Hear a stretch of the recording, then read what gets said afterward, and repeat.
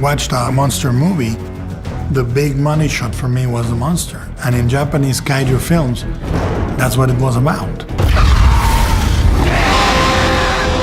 That word, kaiju, means monster in Japanese. The kaiju is a classic Japanese genre. Giant beasts and monsters that have all kinds of different characteristics and shapes and sizes. Kaijus in Japan have many, many forms. And we wanted to stick to the basic groups of kaijus that would be based on life forms that exist on Earth. We tried to echo real animals. So we tried to echo a gorilla, we tried to echo a shark. If you can imagine a crocodile and a lizard, okay? Well, the lizard is the dinosaur, and the crocodile is the kaiju. Huge, grotesque, much more fierce. They're just as good in water as they are on land, so they'll dive under the water and come up and break the ship in half. It's pretty brutal. The moment you saw them on the screen the first time, you knew that they were deadly. They were capable of destroying the Jaeger.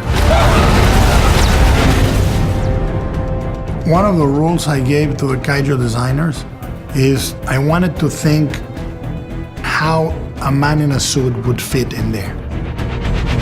The kaijus are trying to honor the spirit and the feeling of the classical kaiju. We are keeping them mostly two-legged, not humanoid, but sort of a silhouette that reminds you of those classical ones. And every week we would do an American Idol.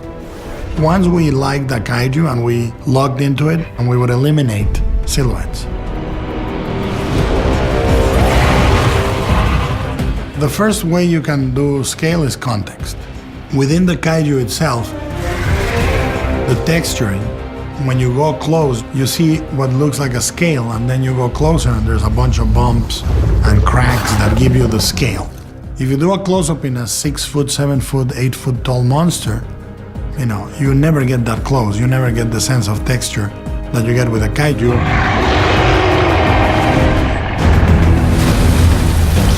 I think you're certainly going to look at Guillermo's kaiju and say they're pretty damn cool. There's something very pure and very full of love in monster movies, even more so in kaiju movies. You just love the creatures. This movie speaks to the kid in me in a way that no other movie I've ever made does.